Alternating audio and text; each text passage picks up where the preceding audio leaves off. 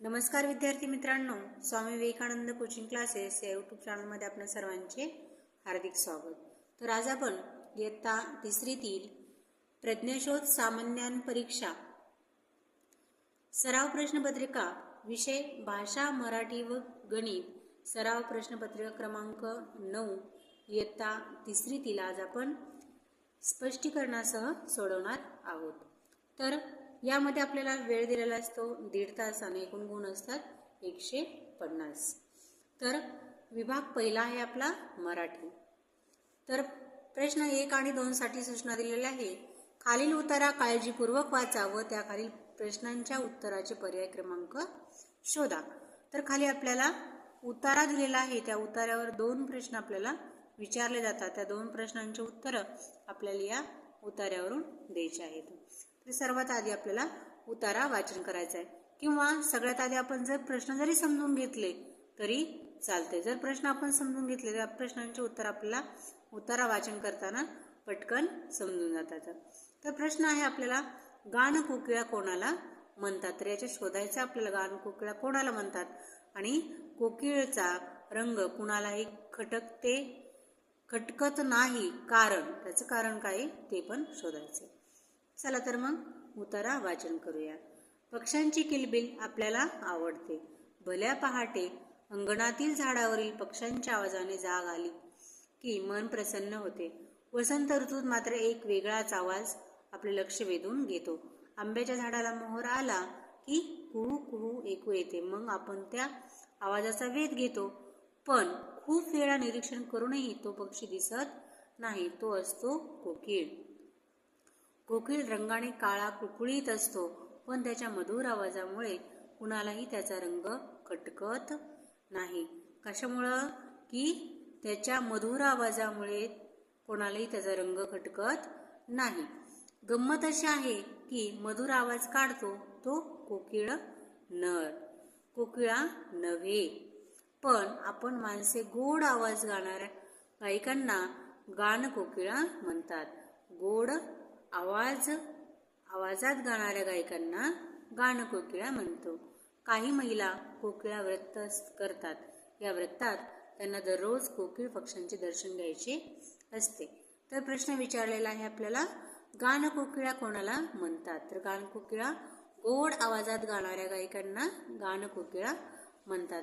म्हणजे पर्याय 3 आहे, गोड आवाजात गाणाऱ्या गायकांना गाण कोकिळा म्हणले जाते. पर्याय येणारे 3. कोकिळाचा रंग कुणालाही खटकत नाही, कारण तो रंगाने काळा असतो, तो नर असतो, तो आपल्याला दिसत नाही, त्याचा आवाज मधुर असतो. मी इथंच टिक करून ठेवले, मधुर आवाजामुळे कुणालाही त्याचा रंग खटकत नाही. पर्याय क्रमांक 4, त्याचा आवाज मधुर असतो. पर्याय 4. सॉरी, हे दिसलं नाही तुम्हाला. याचं प्रश्न क्रमांक 2चं उत्तर आहे 4. प्रश्न क्रमांक 3 व 4 साठी सूचना. जसं वरी आपल्याला उतारा दिलेला आहे सेम तसाच आपल्याला एक कविता दिलेला आहे. त्या कवितेवर आपल्याला 3 आणि 4 क्रमांकाचे प्रश्नाचे उत्तर द्यायचे आहेत. तर सगळ्यात आधी आपण ही कविता वाचन करून घेऊयात. चला मुलांनो झाड लावू, आनंदाने गाणी गाऊ, झाडांचे वर्षभर पुरवू लाड, खत देऊ होईल वाढ, झाडांना रोज देऊ पाणी, झाड गातील हिरवी गाणी, झाड सारी मोठी होतील, फळ फुलं सावली देतील, झाडांना झोका बांधता येईल, आनंदाने खेळता येईल, झाडामुळे चमत्कार घडेल, धो धो धो धो पाऊस पडेल. तर नेमका आपल्याला प्रश्न काय दिलाय ते आपण पाहूया. तर प्रश्न आहे, झाडे लावल्यामुळे काय होईल? तर झाडे लावल्यामुळे काय काय होणार आहे? सावली मिळेल. झाड लावलं तर आपल्याला सावली मिळते. त्यानंतर आपल्याला झोका खेळता येईल. झाडामुळे आपल्याला झोका पण खेळता येईल. परत पाऊस पडेल, म्हणजे आपल्याला इथं पण दिले तो धो पाऊस पडेल. म्हणजे प्रश्न क्रमांक पर्याय 4 आहे, सर्व पर्याय बरोबर. म्हणून प्रश्न 3चं उत्तर आहे पर्याय 4, सर्व पर्याय बरोबर. प्रश्न 4, झाडांची वाढ केव्हा होईल? तर झाडांची वाढ ही आपल्याला खत घातल्यानंतर झाडांची वाढ होणार आहे. पर्याय 3. प्रश्न 5. खालील पर्यायातून विशेषणाची चुकीची जोडी शोधा. तर पर्याय आहे संथ प्रवाह, हिरवा पोपट, उंच मनोरा, गंगा नदी. तर गंगा हे आपलं नाम आहे आणि नदी त्या नदीचेच नाव आहे. तर चुकीची जोडी आहे आपल्याला पर्याय 4. प्रश्न क्रमांक 6. पुढील वाक्यातील क्रियापद ओळखा. वाक्य आहे गौरी सुंदर चित्र काढते. आता क्रियापद आहे याच्यामध्ये आपल्याला काढते. पर्याय क्रमांक 3. प्रश्न क्रमांक 7. त्याने आपली पुस्तके सर्वांना वाटली. या वाक्यात किती सर्वनामे आली आहेत? त्याने आणि आपली पुस्तके सर्वांना पण काय आहे? सर्वनाम. वाटली म्हणजे 1, 2 आणि 3. 3 सर्वनामे आलेली आहेत. पर्याय क्रमांक 4. प्रश्न क्रमांक 8. खालील पर्यायातून पुल्लिंगी शब्दाचा पर्याय ओळखा. तर इथं आपल्याला दिलेला आहे पहिला साखर. ती साखर म्हणतो. तो पुल्लिंगीसाठी आपल्याला तो या सर्वनामाने ओळखायचा आहे. ती बुंदी, ते वरण आणि तो भात म्हणजे तो भात हे काय आहे? पुल्लिंगी आहे. पर्याय क्रमांक 4. प्रश्न क्रमांक 9. खालील पर्यायातून अनेक वचनी नसणाऱ्या शब्दाचा पर्याय शोधा. आता आपल्याला पर्याय 1 विहिरी, विहीर, विहिरी. तर विहिरी हे अनेक वचन आहे. खेड, खेडी, खेडी हे अनेक वचन आहे. मिरची, मिरच्या, मिरचीचं अनेक वचन मिरच्या होतं म्हणजेच अनेक वचन नसणारा शब्द आहे. पर्याय 3. प्रश्न क्रमांक 10. खालीलपैकी वर्तमान काळी वाक्य कोणते? म्हणजे जे सध्या घडत आहे ते वाक्य कोणते? मी आंबा खाल्ला म्हणजे हे भूतकाळात वाक्य गेले. मी आंबा खाईल म्हणजे हे आपल्याला भविष्य काळामध्ये वाक्य आहे. मी आंबा खाणार आहे म्हणजे खाणार आहे. कधीतरी तो आंबा खाणार आहे म्हणजे ते भविष्यात आहे. पर्याय 4 आहे मी आंबा खातो. सध्या तो खात आहे, खाण्याची क्रिया करत आहे म्हणजे ते वर्तमान काळात आहे. पर्याय क्रमांक 4. प्रश्न क्रमांक 11. अरे वा, आमचं महत्त्व कुणालाच कळू नये का? या वाक्यात किती विरामचिन्हे आली आहेत? तर इथे अवतरण चिन्ह आपल्याला 1 आलेलं आहे, 2 आणि 1, 3. 3 विरामचिन्ह आपल्याला आलेले आहेत. पर्याय क्रमांक 2. प्रश्न क्रमांक 12. खालील पर्यायातून जोड शब्द नसणारा पर्याय शोधा. तर नसणारा आपल्याला शब्द सापडायचा आहे. पर्याय अ आहे जवळपास, ब आहे जाड पातळ, क आहे जाळफोळ आणि ड आहे जाड जोड. तर याच्यामध्ये आपल्याला नसणारा शोधायचा आहे. तर जवळपास, जाळपोळ आणि जाडजोड हे तीनही जोड शब्द आहेत. मात्र जाडजोड आणि तर जाड पातळ दिले म्हणजे हाच आपला नसणारा शब्द आहे. पर्याय क्रमांक ब. तर उत्तर येईल त्याचं फक्त ब. पर्याय क्रमांक 2. प्रश्न क्रमांक 13 व 14 साठी सूचना.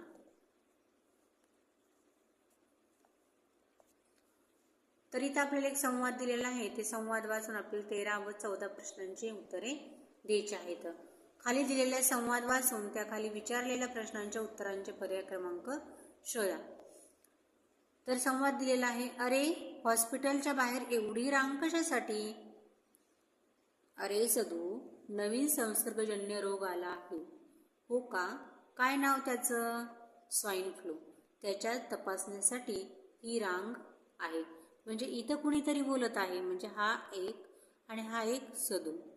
ही रांग आहे. सर्वांनी तोंडाला हे काय लावलं आहे?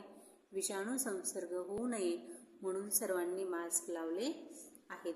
म्हणजे ह्या दोघांमध्ये ही चर्चा आहे. हॉस्पिटलच्या बाहेर कोणत्या रोगाच्या तपासणीसाठी रांग होती? तर कोणता संसर्गजन्य रोग आहे ते आपल्याला इथे दिलेला आहे, स्वाईन फ्लू. म्हणजेच पर्याय क्रमांक 3 याचं उत्तर येईल. प्रश्न क्रमांक 14. सर्वांनी मास्क का लावले होते? तर सर्वांनी मास्क का लावले होते? विषाणू संसर्ग होऊ नये म्हणून सर्वांनी मास्क लावले होते. तर विषाणू संसर्ग होऊ नये म्हणून मास्क लावले. पर्याय क्रमांक 4. प्रश्न क्रमांक 15. खालील वाक्यात रिकाम्या जागेसाठी योग्य ध्वनिदर्शक शब्द निवडून त्याचा पर्याय क्रमांक शोधा. प्रश्न आहे आपल्याला, रात्री झोप लागली नाही कारण डासांची भुणभुण होती. तर डास आपल्याला रात्री असे कानापाशी असे भुणभुण आवाज करत असतात. म्हणून त्याचे आन्सर येणार आहे पर्याय 4. प्रश्न क्रमांक 16. खालील वाक्यात रिकाम्या जागेसाठी योग्य पर्याय निवडून त्याचा पर्याय क्रमांक शोधा. घोड्याच्या पिल्लाला डॅश म्हणतात. तर गाईच्या पिल्लाला वासरू म्हणतात, मेंढीच्या पिल्लाला कोकरू म्हणतात. तर घोड्याच्या पिल्लाला शिंगरू म्हणतात. पर्याय क्रमांक 3. प्रश्न क्रमांक 17 ते 19 साठी सूचना. रिकाम्या जागी योग्य शब्द निवडून सुसंगत वाक्याचा परिच्छेद तयार करा. तर आपल्याला 17, 18 आणि 19 हे तीनही प्रश्न परिच्छेदावरील एकमेकावर आधारित प्रश्न असतात. तर कधी कधी आपल्याला तिसऱ्या प्रश्नावरून दुसरा निघतो, दुसऱ्यावरून पहिला निघतो. तर कधी कधी आपल्याला सिरियलने पण आपल्याला आन्सर निघू शकतं. तर बघा 17वा प्रश्न काय दिलेला आहे त्याच्यावरून आपण उत्तर काढूयात. गुरुजी डॅश आवाजात कविता गाऊ लागले. तर कविता कशी गाऊ लागलेत ते आता सुरेल आवाजात गाऊ लागलेत. पर्याय क्रमांक 3. प्रश्न क्रमांक 18. मुले डॅश होऊन ऐकू लागली. तर मुले तल्लीन होऊन ऐकू लागली. पर्याय क्रमांक 2. प्रश्न क्रमांक 19. तास रंगल्यामुळे मुलांचे चेहरे डॅश दिसत होते. तर मुलांचे चेहरे तास रंगल्यामुळे कसे दिसत होते? प्रसन्न. पर्याय क्रमांक 4. प्रश्न क्रमांक 20. खालील पर्यायातून शुद्ध शब्दाचा पर्याय शोधा. तर खालील पर्यायामध्ये आपल्याला शुद्ध शब्द आहे मजूर. पर्याय क्रमांक 4.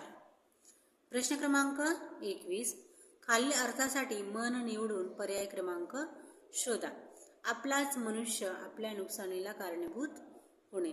आपला हात जगन्नाथ, कुऱ्हाडीचा दांडा गोतास काळ, आलिया भोगासी असावे सादर, उचलली जीभ लावली टाळ्याला. आपलाच मनुष्य म्हणजे आपलाच जो माणूस आहे तो आपल्या नुकसानीला कारणीभूत होणे. तर याचं उत्तर येणार आहे आपल्याला पर्याय क्रमांक 2. कुऱ्हाडीचा दांडा गोतास काळ. म्हणजे जो कुऱ्हाडीचा दांडा आहे तोच आपल्यावर कधी कधी आपल्याला नुकसान देऊ शकतो. पर्याय क्रमांक 2. प्रश्न क्रमांक 22. खालील वाक्यात दिलेल्या पर्यायापैकी कोणत्या वाक्यप्रचाराचा योग्य वापर करता येईल? मातृभूमीच्या स्वातंत्र्यासाठी अनेक क्रांतिकारांनी आपल्या प्राणांची आहुती दिली. आपल्या प्राणांची आहुती दिली. ते जसं की आपण अमर हुतात्मे झाले असं म्हणत असतो. पर्याय क्रमांक 4 हे तर आपल्याला या वाक्यप्रचारामध्ये योग्य वापर होईल. पर्याय 4 याचं उत्तर येईल. प्रश्न क्रमांक 23. सविता या शब्दाचा समानार्थी शब्द शोधा. तर सविता या समानार्थी शब्द आहे नदी, धरती, तटिनी की समुद्र. आता 4 मध्ये आपल्याला समानार्थी शब्द शोधायचे आहेत. तर सविताचा समानार्थी शब्द आहे नदी आणि तटिनी. म्हणजे फक्त अ व क योग्य. पर्याय क्रमांक 1. प्रश्न क्रमांक 24. पुढील शब्दांना मुळाक्षराप्रमाणे क्रम लावल्यास कोणता शब्द तिसरा येतो? तर मुळाक्षराप्रमाणे आपल्याला क्रम लावायचा आहे. तर गाय, मेंढी, शेळी आणि सांडणी. तर सगळ्यात आधी नेमकं काय येतं ते आपल्याला पाहायचे. तर सगळ्यात आधी येणार आहे आपल्याला ग म्हणजे हा येणार आहे पहिला. नंतर येणार आहे आपल्याला म म्हणजे हा दुसरा येईल. नंतर येणार आहे शेळी, श म्हणजेच तिसरा आणि नंतर स चौथा. तर अशा प्रमाणे आपण क्रम लावला आहे. तर याचं उत्तर येणार आहे आपल्याला क्रम लावल्यास कोणता तिसरा येणार, तर तिसरा आलेला आहे शेळी, पर्याय क्रमांक 3. प्रश्न क्रमांक 25. पंडित नेहरूंच्या जयंतीनिमित्त बाल दिन उत्साहात साजरा करतात. या वाक्यात दिन या शब्दाचा अर्थ पर्यायातून शोधा. दिन म्हणजेच दिवस, पर्याय क्रमांक 2. पुढचा विभाग आहे आपला गणित, विभाग 2 गणित. तर 26वा प्रश्न आहे 550 ही संख्या अंकात कशी लिहाल, तर 550 ही अंकात संख्या पर्याय क्रमांक 3 मध्ये आहे. प्रश्न क्रमांक 27. 70 अधिक 7 अधिक 700 या विस्तारित मांडणीने तयार होणारी संख्या कोणती, तर 700 मध्ये आपल्याला 70 आणि 7 मिळवायचे म्हणजे 777, पर्याय क्रमांक 4. सगळ्यांची जर ॲडिशन केली तर आपल्याला पर्याय क्रमांक 4 मिळून जाते. तर 28. 1 ते 100 या संख्यामध्ये एकूण मूळ संख्या किती आहेत, तर 1 ते 100 मध्ये एकूण मूळ संख्या आहेत 25. हे सर्व विद्यार्थ्यांनी पाठच केलेले असेल, पर्याय क्रमांक 2. प्रश्न क्रमांक 29. 250 अधिक 250 ही बेरीज अक्षरात कशी लिहाल, तर दोघांची जर बेरीज केली तर आपल्याला 500 मिळते, म्हणजे उत्तर येईल 500, पर्याय क्रमांक 3. प्रश्न क्रमांक 30. 666 या संख्येतील अधोरेखित स्थानांच्या अंकाची स्थानिक किंमत किती, तर अधोरेखित केलेला आहे दशकच्या ठिकाणी म्हणजे 6ला, तर 6ची स्थानिक किंमत मिळणार आहे आपल्याला 60, पर्याय क्रमांक 4. प्रश्न क्रमांक 31. कोणत्याही विषम संख्येस 2 ने भागल्यास बाकी किती उरते, तर कोणतीही विषम संख्या असू द्या त्याला जर 2 ने भागलं तर बाकी ही एकच उरत असते, पर्याय क्रमांक 4. प्रश्न क्रमांक 32. 507 अधिक 2 405 अधिक 4 तर रिकाम्या चौकटीत योग्य पर्याय शोधा. त्यासाठी आपल्याला याच्या आधी बेरीज करून घ्यावी लागेल. तर 507 मध्ये जर 2 मिळवले तर आपल्याला मिळतं येतं 509 आणि 405 मध्ये जर 4 मिळवले तर आपल्याला मिळतात 409. तर सगळ्यात मोठी संख्या आहे 509, म्हणजे मोठ्या संख्येचं चिन्ह आपल्याला इथं मिळून जाईल, म्हणजे पर्याय क्रमांक 2 हे आपल्याला उत्तर येईल. प्रश्न क्रमांक 33. 3, 5, 4 हे सर्व अंक प्रत्येकी फक्त एकदा घेऊन तयार होणाऱ्या लहानात लहान संख्येच्या एकक स्थानचा अंक कोणता, तर इथं आपल्याला 3, 5, 4 हे अंक काय करायचे, एकदाच घ्यायचे. तर 3, 5 आणि 4 आणि तयार करायचे आपल्याला लहानात लहान संख्येची ही एकक स्थानचा अंक, म्हणजे फक्त एकदा घेऊन आपल्याला 3 संख्येतून आपल्याला लहान अंकी संख्या बनवायची, तर ती बनणार आहे 3, 4 आणि 5. जर आपण हे 5 आधी घेतलं तर आपल्याला 54 बनते, म्हणजे 45 ही लहान आहे म्हणून 345. तर त्यातून पण आपला प्रश्न विचारलेला आहे एकक स्थानचा अंक कोणता येईल, तर एकक स्थानी कोण आलेला आहे 5, उत्तर येणार आहे पर्याय क्रमांक 2. प्रश्न क्रमांक 34. 237, 327, 273, 723 या संख्या उतरत्या क्रमाने लिहिल्यास शेवटून येणारी दुसरी संख्या कोणती. जर आपल्याला या संख्या उतरत्या क्रमाने जर लिहायच्या असतील सगळ्यात आपल्याला मोठी संख्या लिहावी लागेल. सगळ्यात मोठी संख्या आहे आपली 723. नंतर त्याच्यापेक्षा छोटी ही संख्या घ्यायची आपल्याला 327. नंतर त्याच्यापेक्षा जर लहान असेल तर ती आहे आपली 273 आणि त्याच्यापेक्षाही लहान आहे 237. तर उतरत्या क्रमाने लिहिल्या त्या संख्या, तर शेवटून दुसरी म्हणजे शेवटून दुसरी आहे 273, पर्याय क्रमांक 2. प्रश्न क्रमांक 35.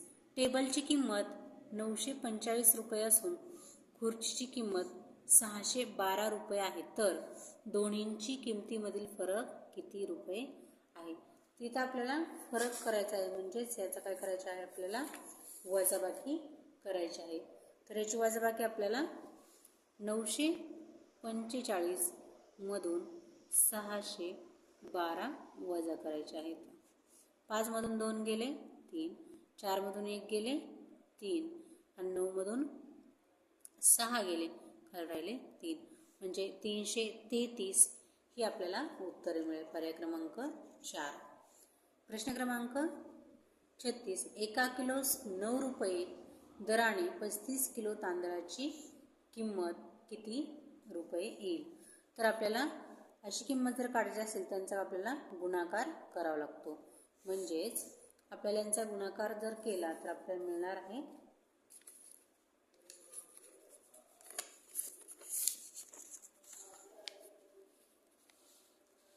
35 गुणिले 9, 9 पाचे 45, 9 त्रिक 27, 27 मध्ये जर 4 मिळवलं तर आपल्याला येतात 31, म्हणजे 315 रुपये तांदळाची किंमत होणार आहे. पर्याय क्रमांक 2. पुढचा प्रश्न आहे आपल्याला 37. 605 भागिले 5 या बरोबर किती? तर यांचा जर भागाकार केला तर आपल्याला किती मिळत आहेत? म्हणजे 605ने आपल्याला 5नेच भाग द्यायचा आहे. 5 एक 5, 5 एक 5, उरला आपल्याला इथं 1, 5 दोने 10 आणि 5 एक 5, म्हणजे 121 उत्तर आपल्याला मिळायला लागले. पर्याय क्रमांक 4. प्रश्न क्रमांक 38. 950 वजा 550 बरोबर किती? तर इथं आपल्याला ती वजाबाकी करायची आहे. 950 म्हणजेच 925 आणि 550 म्हणजेच 475.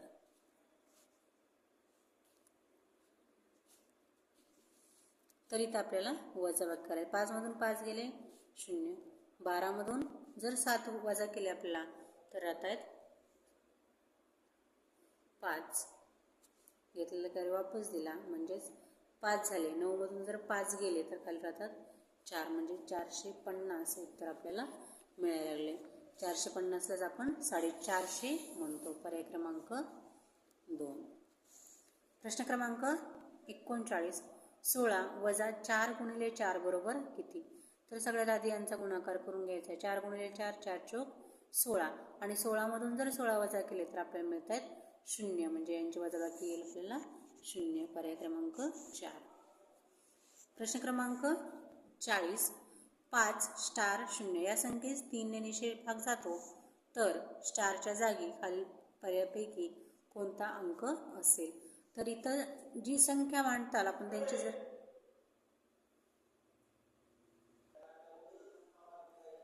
त्यांची बेरीज आपल्याला जर केली तर त्याला 3ने निषेध भाग जायला पाहिजे.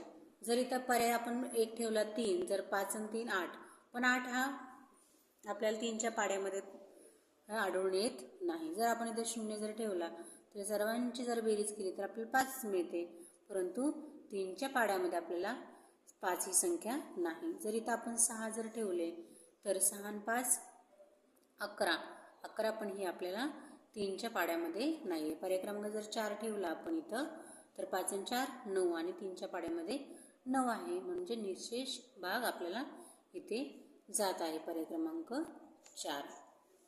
प्रश्न क्रमांक 41. प्रश्न क्रमांक 41. या उदाहरणातील चौकटीत खालीलपैकी कोणता अंक असेल? तर इथं आपण जर ही मोठी संख्या आणि ही लहान संख्या, पण लहान संख्येतून मोठी संख्या वजा होत नाही, त्याच्यामुळे आपल्याला ही संख्या वरती पाहिजे होते. जरी आपण ही वजा जरी केली तरी इथं आपल्याला वजा चिन्ह मिळालं पाहिजे, म्हणजे इथं आपल्याला चिन्ह पाहिजे इथं अधिकचं. ठीक आहे, जर इथं जर अधिकचं चिन्ह केलं तरच आपल्याला याचं उत्तर मिळू शकते. तर जर आता अधिक केल्यामुळे आपल्याला हे गणित करता येईल. म्हणजे 8 आणि 9, 8 आणि 9 यांची जर बेरीज केली आपण तर आपल्याला मिळते 8 8 16 आणि 1 17, तर इथं आपल्याला 17 मिळते. तर 17 मधून आपल्याला हातचा आला इथं 1, तर इथं आपल्याला किती मिळवले, म्हणजे आपल्याला तिथं अशी 5 ही संख्या एकक स्थानी आली पाहिजे. म्हणजे 7 आणि 1 8, 8 मध्ये जर किती मिळवले, म्हणजे 8 मध्ये जर आपण 7 जर मिळवले तर आपल्याला 15 एकक स्थानी 5 हा संख्या येईल, म्हणजे इथं आपल्याला 7 ही संख्या घ्यावे लागेल. तर इथं 15 आले, तर 15 तर आपण काय केलं, कॅरी इकडं ठेवून दिला, म्हणजे एक कॅरी आलाय, 3 आणि 1 झाले 4, म्हणजे इथं आपल्याला आधी ॲडिशनचं चिन्ह पाहिजे. पण इथं आपल्याला ॲडिशन पाहिजे, कारण की जर सबट्रॅक्शन जर केलं आपण इथं तर आपल्याला हे उत्तर निघू शकत नाही. जर तुम्हाला निघलं तर मला कमेंटमध्ये नक्कीच सांगा. पर्याय क्रमांक 3. प्रश्न क्रमांक 42. प्रश्न क्रमांक 42. 935 वजा 269 बरोबर किती? तर इथं आपल्या सरळ सरळ्यांची बेरीज करायची आहे, वजाबाकी करायची आहे. 935 मधून 269 हे कमी करायचे, म्हणजे 5 मधून जर 9 कमी होत नाहीत तर आपण काय केले, इथं 15 घेतले, तर 15 मधून जर 9 कमी केले तर आपल्याला मिळतं इथं 6, म्हणजे इथं एक स्थानी येईल आपल्याला 6. घेतलेला कॅरी आपण काय केलं, याच्या डोक्यावर ठेवून दिला, म्हणजे 6 आणि 1 किती झाले 7. जर इथं आपण 13 मधून परत 7 कमी केले, तर 7 जर कमी केले तर राहिले किती आपल्याला 7, 8, 9, 10, 11, 12 आणि 13, 6 आपल्याला बाकी उरले. ठीक आहे. परत आपण काय घेतलेला कॅरी याच्या डोक्यावर ठेवून दिला, म्हणजे 9 मधून 3 वजा केले तर आपल्याला राहतात परत 6, म्हणजे 666 उत्तर इथं आपल्याला देणार आहे. पर्याय क्रमांक 1. प्रश्न क्रमांक 43. 435 अधिक स बरोबर 435, तर स बरोबर किती? तर इथं आपल्याला ही अधिकमध्ये आहे, इथं ही अधिकमध्ये आहे, म्हणजे सची किंमत काढायची म्हणजे याची काय करावं आपल्याला, वजाबाकी, आणि त्याच संख्येतून ती संख्या आपल्याला वजा करायची, म्हणजे आपलं उत्तर मिळणार आहे 0. पर्याय क्रमांक 4. प्रश्न क्रमांक 44. 3 अंकी लहानात लहान संख्येला कितीने गुणावे म्हणजे उत्तर 1000 येईल? तर इथं आपल्याला 3 अंकी लहानात लहान संख्या जी आहे, 3 अंकी लहानात लहान ही संख्या आहे आपली 100. जर या 100ला आपल्याला कितीने गुणलं म्हणजे आपल्याला 1000 ही संख्या येईल. तर इथं आपल्याला फक्त 10ने जरी गुणलं तर आपल्याला ती संख्या मिळून जाते, कारण की ह्याच्यावर 1000 किती शून्य आहे तर 3, म्हणजे 1, 2 आणि 3, 3 शून्यला 3 शून्य जशाल तसे येतील, आणि 1ला 1, म्हणजे 10ने आपल्याला त्या संख्येला गुणावे लागेल. पर्याय क्रमांक 4. प्रश्न क्रमांक 45.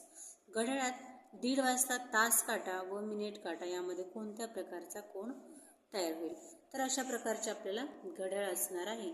त्या घड्याळामध्ये आपल्याला सांगितले घड्याळात 1:30 वाजता, म्हणजेच हा काटा आपल्याला तास काटा हा इथं 12 असणार आहे, तिथं 1 असणार आहे. इथं तास 1:30 वाजता सगळा मिनिट काटा कुठं असणार आहे आपला, इथे असणार आहे, आणि तास काटा हा इथे असणार आहे. ठीक आहे, इथं तास काटा असणार आहे आपला.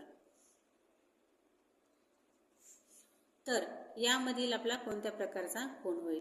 तर हा आपल्याला काटकोन तर दिसत नाही, काटकोनपेक्षाही जास्त मोठा दिसतोय, म्हणजे हा असणार आपल्याला विशाल कोन. पर्याय क्रमांक अ, म्हणजे फक्त अ योग्य. पर्याय 1. प्रश्न क्रमांक 46. 15/17, 7/17, 9/17 या अपूर्णांकाचा चढता क्रम कोणता? तर असा जर छेद जर आला आपल्याला काहीही विचार करायचा नाही, जसं आपण चढता आणि उतरता क्रम आपल्या नंबरमध्ये पूर्णांकामधील क्रमांकामध्ये आपण लावतो त्याचप्रमाणे याचा लावायचा आहे, कारण की छेदामध्ये 17 आले. जेव्हा जर अंशामध्ये जर आले आपल्याला सेम क्रमांक तर आपल्याला थोडासा विचार करावा, पण इथं जास्त विचार करायचा नाही, कारण की दोन्हीमध्ये आपल्याला काय होतं, कन्फ्यूज होतं. नेमका छेद समान असेल तर कोणता मोठा आणि अंश समान असेल तर कोणता मोठा, त्याच्यामुळं जास्त इथं आपल्याला ट्रिक लक्षात ठेवण्याची गरज नाही आहे, कारण छेद जर समान जर असेल तर आपल्याला आपल्या पूर्णांक संख्येसारखाच आपल्याला चढता क्रम लावायचा आहे. म्हणजे सगळ्यात चढत्या क्रमामध्ये सगळ्यात आधी आपण घेतो लहान संख्या, म्हणजे लहान संख्या आपली असणार आहे ही, नंतर त्याच्यापेक्षा मोठी आहे ती ही 2 नंबर, आणि सगळ्यात मोठी आहे ही 3 नंबर, म्हणजे 7/17, 9/17 आणि 15/17. तर उत्तर आलेलं आहे आपलं पर्याय 2. 7/17, 9/17 आणि 15/17. पर्याय क्रमांक 2. चढता क्रम लावायचा म्हणजे सगळ्यात आधी लहान संख्या घ्यावी लागते. 7/13, 7/13 आणि 5/13 म्हणजेच 5/13 बरोबर किती? तर छेदामध्ये दोन्ही समान आहेत तर काय होणार आहे 13. 7 मध्ये जर 5 मिळवले तर आपल्याला मिळणार आहे तर 12 म्हणजे 12/13 पर्याय क्रमांक 3. 12/13 पर्याय क्रमांक 3. प्रश्न क्रमांक 48. सोबतच्या आकृतीमधील रेखांकित भाग दर्शवणाऱ्या अपूर्णांकाचे वाचन कसे कराल? रेखांकित म्हणजे रंगवलेला भाग. तर एकूण भाग आहेत आपले 1 2 3 4 5 आणि 6 म्हणजे छेदापदे आहेत आपल्याला 6 आणि रंगवलेले आहेत 1 2 3 आणि 4. 4/6. तर उत्तर आहे आपलं 4/6 पाहिजे. 4/6 पर्याय क्रमांक 4. प्रश्न क्रमांक 49. 3 मीटर 9 सेंटीमीटर बरोबर किती सेंटीमीटर? तर 9 मीटर 1 मीटर बरोबर 100 सेंटीमीटर म्हणजेच 3 मीटर बरोबर 300 आणि 9ला 9 म्हणजे 309 सेंटीमीटर उत्तर येईल. पर्याय क्रमांक 3. प्रश्न क्रमांक 50. दररोज अर्धा लिटर दूध विकत घेतले. एका आठवड्यात घेतलेले एकूण दूध किती लिटर होईल? तर दररोज अर्धा लिटर दूध विकत घेतो म्हणजे एका आठवड्यामध्ये आपल्याला दिवस असतात 7 आणि रोजचं आपल्याला अर्धा लिटर दूध घ्यायचं असते म्हणजे 6 दिवसाचे आपल्याला झाले 3 लिटर आणि एका दिवसाचा अर्धा म्हणजे 3.5 लिटर आपल्याला दूध घ्यावे लागेल. पर्याय क्रमांक 4.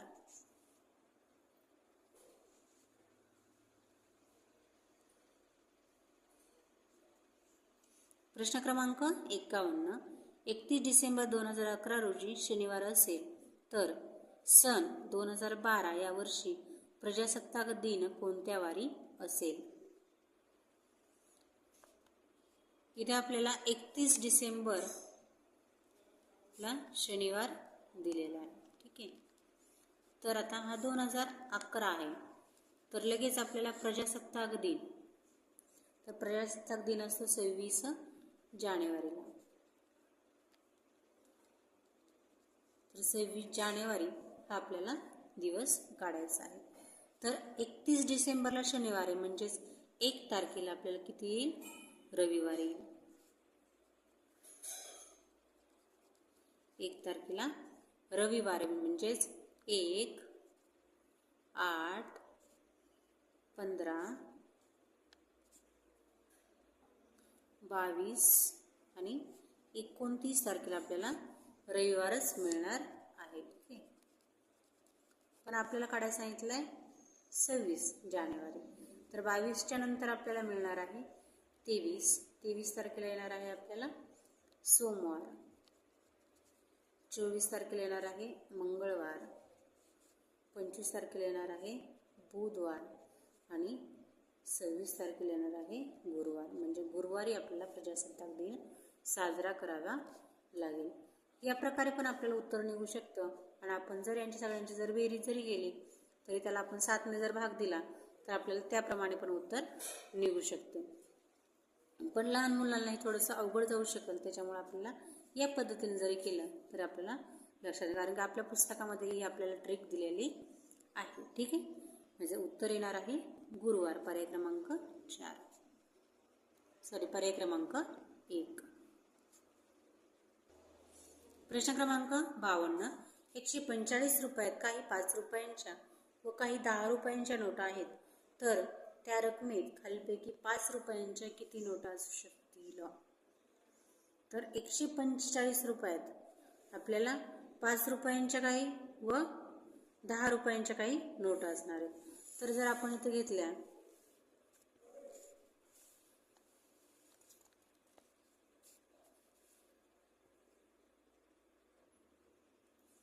प्रश्न क्रमांक 52चं उत्तर आपल्याला पर्याय क्रमांक 1 येईल.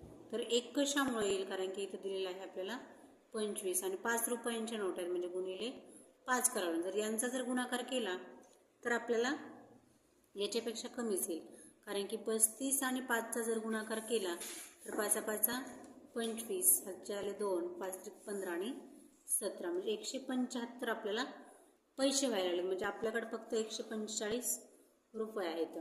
तर याचा जर गुणाकार केला तर आपल्याला 5 5 25, 5 आले 2, 5 2 10 आणि 2 12 म्हणजे 125 आणि काही 10 रुपयाच्या नोट आहेत, म्हणजे 2 नोटा याच्यामध्ये आपल्याला 10 रुपयांच्या असू शकतात.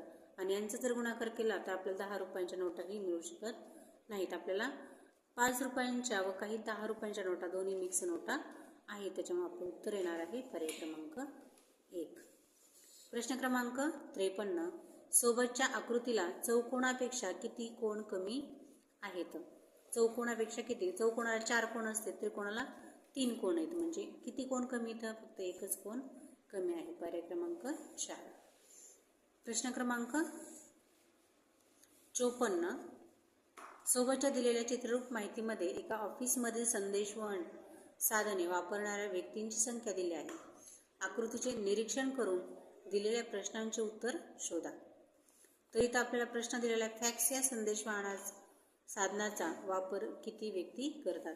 तर इथं आपल्याला जर प्रमाण दिलं असतं तर याचं उत्तर वेगळं निघालं असतं, आपल्याला प्रमाण लक्षात घ्यावं लागलं असतं. तर इथं फॅक्स मशीन आहे आपल्याला, तर ती फॅक्स या संदेशवहन साधनाचा वापर किती लोक करतात? तर इथं आपल्याला 1 2 3 4 5 6 आणि 7 लोक करत आहेत. पर्याय क्रमांक 1.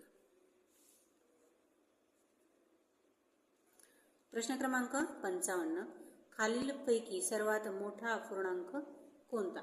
तर मागीलच प्रश्नामध्ये मी तुम्हाला सांगितलं होतं की जेव्हा छेद समान असतो तेव्हा काहीही विचार न करता जी संख्या मोठी आहे ती आपल्याला मोठी संख्या अपूर्णांक म्हणायची, जी लहान आहे तो लहान आहे. इथं आपल्याला सगळ्यांचा छेद समान दिलेला आहे, म्हणजे इथं आपल्याला मोठा, जी संख्या मोठी आहे तोच अपूर्णांक मोठा आहे. म्हणजे 10 ही संख्या मोठी आहे म्हणून सगळ्यात मोठा अपूर्णांक आहे 10. पर्याय क्रमांक 4. प्रश्न क्रमांक 56. 1.5 किलोग्रॅम म्हणजे किती ग्रॅम?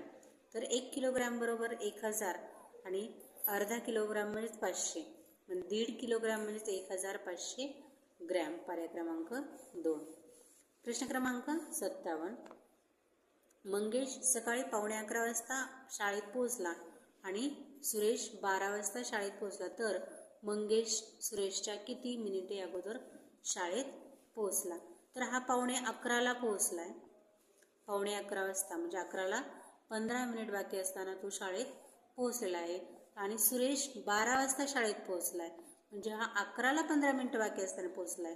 तर सुरेश 12 वाजता शाळेत पोहोचलाय, म्हणजे 1 तास 15 मिनिटांनी तो उशिरात शाळेत पोहोचलाय. म्हणजे 1 तासाचे आपल्याला येणार आहेत 60 आणि हे 15, म्हणजे यांची जर बेरीज केली आपण 5ला 5 6 आणि 7, 75 मिनिटे आपल्याला तो शाळेत उशिरा पोहोचलाय. पर्याय क्रमांक 4. प्रश्न क्रमांक 58. 15 + 17 वजा 10 + 17 म्हणजे दोघांचा छेद समान आहे, तर 15 मधून 10 वजा करायचे, तर राहणार आहे तर 5/17. पर्याय क्रमांक 4. प्रश्न क्रमांक 59. खालीलपैकी कोणती आकृती रेषेची नाही? तर रेष म्हणजे दोन्ही बाजूला आपल्याला बाण पाहिजे. तर इथं आपल्याला 1 2 आणि 3ही पर्यायामध्ये आपल्याला रेषा दिसत आहेत, मात्र 3 या पर्यायामध्ये आपल्याला रेषाखंड दिसत आहे. पर्याय क्रमांक 3. प्रश्न क्रमांक 60. खालीलपैकी चुकीच्या विधानाचा पर्याय शोधा. पर्याय अ आहे, चौरसाला 6 बाजू असतात तर चौरसाला 4 बाजू असतात, म्हणजे हे विधान आपल्याला चुकीचं आहे. ब, आयताला 4 शिरोबिंदू असतात तर आयताला 4 शिरोबिंदू असतात, हे पर्याय बरोबर आहे. आयताचे सर्व कोण काटकोन असतात, आपण पर्याय बरोबर आहे. ड, चौरसाच्या समोरासमोरील बाजू समान लांबीच्या नसतात, म्हणजे समोरासमोरील बाजू या समान लांबीच्या नसतात, हे आपल्याला चुकीचं दिलेलं आहे. म्हणजे अ आणि ड हे दोन्ही पर्याय आपल्याला चुकीच्या विधान आहेत, म्हणून याचं उत्तर आहे अ आणि ड. पर्याय क्रमांक 1. प्रश्न क्रमांक 61. 1 ते 100 या संख्यामध्ये एकक स्थानी व दशक स्थानी समान अंक असलेल्या एकूण संख्या किती आहेत? तर समान अंक असणार आपल्याला 9 संख्या आहेत, म्हणजे जो 11च्या टेबलमध्ये आपल्याला ज्या संख्या येतात 11च्या टेबलमध्ये म्हणजे 1 1 2 अंकी समान अंक आहे म्हणजे एकक स्थानी तोच आहे, दशक स्थानी तोच आहे. 2 2 म्हणजे 22 3 3 4 4 5 5 6 6 7 7 8 8 9 9 अशा संख्या आपल्याला तयार झाल्या सगळ्या 1 2 3 4 5 6 8 आणि 9. पर्याय क्रमांक 4. प्रश्न क्रमांक 62. 492 640 575 480 460 या संख्या चढत्या क्रमाने मांडल्या सर्वात प्रथम कोणती संख्या येईल? तर या संख्या आपल्याला चढत्या क्रमाने मांडायच्यात म्हणजे सगळ्यात आधी येणार आहे आपल्याला लहान संख्या. चढत्या क्रमामध्ये सगळ्यात आधी लहान संख्या येत असते. चढत्या क्रमाने मांडल्या सर्वात प्रथम पाहिजे आपल्याला म्हणजे प्रथम आपल्याला सगळ्यात लहान संख्या येणार. तर 400 सगळ्यात लहान संख्या 492 दिली तर 480 आणि 460 तर याच्यामध्ये सगळ्यात लहान आहे 460 तरी ही सर्वात आधी मिळणार आहे. याचं उत्तर येणार आहे पर्याय क्रमांक 1. प्रश्न क्रमांक 63. 99 नंतर क्रमाने येणाऱ्या तिसऱ्या समसंख्येत किती मिळवले म्हणजे बेरीज 110 येईल? 99 नंतर क्रमाने येणार 99 नंतर क्रमाने आलेले आहे. पहिली समसंख्या आहे 100, दुसरी समसंख्या आहे 102, तिसरी समसंख्या आहे 104. तर तिसऱ्या समसंख्येत किती मिळवले म्हणजे याच्यामध्ये जर 6 जर मिळवले तर आपल्याला 110 उत्तर येईल म्हणजे किती मिळवलेत आपण 6. पर्याय क्रमांक 3. पर्याय क्रमांक 3 आपल्याला मिळवता येतील. प्रश्न क्रमांक 64. आता इथे सगळ्यांचा छेद काय आहे समान आहे तर इथं आपल्याला वजाबाकी करू स्टेप बाय स्टेप वजाबाकी करायची. सगळ्यांची एकदाच वजाबाकी करायची नाही किंवा यांची आधी बेरीज करावं लागेल नंतर आपल्याला ती बेरीज याच्यातून वजा करावं लागेल म्हणजे आधी यांची आता तुम्ही वजाबाकी करून घ्या. 19 मधून जर 7 वजा केले तर आपल्याला मिळत आहेत 12. तर इथं आपल्याला 12 मधून परत काय करायचे तर हे 2 वजा करायचे. 12 मधून जर 2 वजा केले तर आपल्याला मिळत आहेत 10 छेदामध्ये आपल्याला मिळत आहेत 21. 10 अंश छेद 21. पर्याय क्रमांक 2. प्रश्न क्रमांक 65. 35 43 50 55 प्रश्न मार्क 76 हा संख्या आकृतिबंध पूर्ण होण्यासाठी प्रश्नचिन्हाच्या जागी कोणती संख्या येईल ते पर्यायातून निवडा. तर यामध्ये आपल्याला संबंध दिलेला आहे तो संबंध लक्षात घेऊन काय करायचं आहे 3 आणि 5 या दोन अंकांची आपल्याला बेरीज करायची. या दोन अंकांची बेरीज येते 8. 5 आणि 3 8 आणि ती आलेली बेरीज त्याच संख्येमध्ये आपल्याला प्लस करायची म्हणजे 35 मध्ये जर 8 मिळवले तर आपल्याला मिळत आहेत 43. तर 43 मध्ये पण परत तीच क्रिया आपल्याला पुढं करायची. तर 43 मध्ये आपल्याला या दोन अंकांची बेरीज करायची 4 आणि 3 7. 43 मध्ये जर 7 मिळवले तर आपल्याला काय मिळत येतं 50. 50 मध्ये पण तीच क्रिया केली तर 50 मध्ये आपल्याला या दोन अंकांची जर बेरीज केली 5 आणि 0 त्यांची बेरीज येते 5 आणि 50 मध्ये जर 5 मिळवले तर आपल्याला मिळत येतं 55. आता पुढच्या प्रश्नचिन्हाच्या जागेवर जी आणायची संख्या तिथं पण आपल्याला सेम तीच क्रिया करायची. आता आपल्याला संख्या आहे 55 आणि दोन अंकांची जर बेरीज केली 5 आणि 5 10. 10 ही संख्या आपल्याला याच्यामध्ये मिळवायची म्हणजे 5 मध्ये ही संख्या जर मिळवली तर आपल्याला मिळते 5 0 5 आणि 5 आणि 1 6 म्हणजे या ठिकाणी आपल्याला यायला पाहिजे 65. पर्याय क्रमांकाचं उत्तर येईल पर्याय क्रमांक 3. पुढचा प्रश्न आहे आपला 66. खालीलपैकी बंदिस्त आकृती कोणती आहे? ती पूर्णरित्या आपल्याला ती आकृती बंद पाहिजे तर अशी आकृती आहे आपल्याला पर्याय क्रमांक 3 मध्ये. प्रश्न क्रमांक 67. दिलेल्या आकृतिबंधाचे निरीक्षण करून प्रश्नचिन्हाच्या जागी येणारा आकृतिबंध पूर्ण करणारा योग्य पर्याय निवडा. तर इथं आपल्याला आकृतिबंध आधी लक्षात घ्यायचा आहे. सुरुवातीला आपल्याला एक तर त्रिकोण तरी लक्षात घ्या नाही तरी हा वर्तुळ तरी लक्षात घ्यायचा. समजा आपण हा जर वर्तुळ लक्षात घेतला तर हा वर्तुळ आपण इथं या ठिकाणी आहे नंतर तोच वर्तुळ आपल्याला दुसऱ्या आकृतीमध्ये या ठिकाणी गेला आहे तर तिसऱ्या आकृतीमध्ये आपल्याला या ठिकाणी जाईल आणि चौथ्या आकृतीमध्ये तो आपल्याला या ठिकाणी आलेला आहे. म्हणजे वर्तुळ आपला या ठिकाणी पाहिजे. जिथं वर्तुळ आहे त्याच्या समोरील काय होतं आपल्याला तो त्रिकोण पुढे जात आहे. म्हणजे जिथं वर्तुळ आहे तिथंच त्यासमोर काय पाहिजे आपल्याला इथं त्रिकोण पाहिजे. म्हणजे अशा आकृती आपल्याला आहे पर्याय क्रमांक 1 मध्ये. प्रश्न क्रमांक 68 सोबतच्या कोणाच्या आकृतीतील काटकोन कोणता आहे. तर काटकोन म्हणजेच 90 अंशाचा. तर 90 अंशाचा कोण आहे आपल्याला अ, ब आणि क.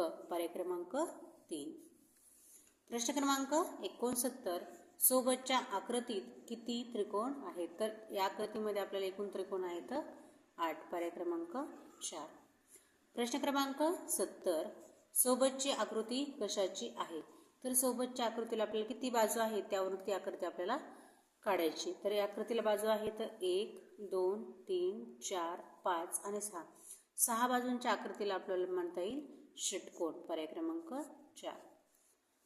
प्रश्न क्रमांक 71 खालीलपैकी कोणते इंग्रजी मुळाक्षर असममित आहे. असममित म्हणजे ते सारखे होणार नाही. तर याला जर आपण केलं तर हे आपल्याला सारखं होणार आहे.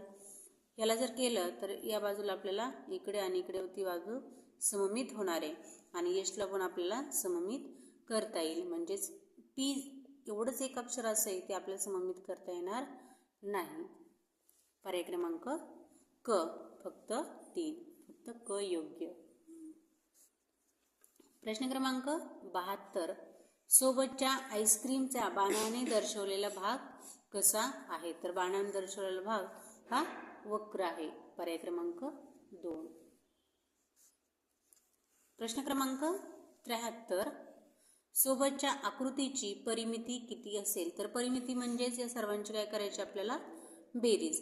आता ही बाजू आपल्याला 4 सेंटीमीटर आहे. म्हणजे ही पण बाजू किती असणार आहे 4 सेंटीमीटर. इथून इतक्यात जर ही बाजू घेतली तर ही किती येणार 1. 4 आणि किती झाले 5. तर ही पूर्ण बाजू आपल्याला मिळणार आहे 5 सेंटीमीटरची.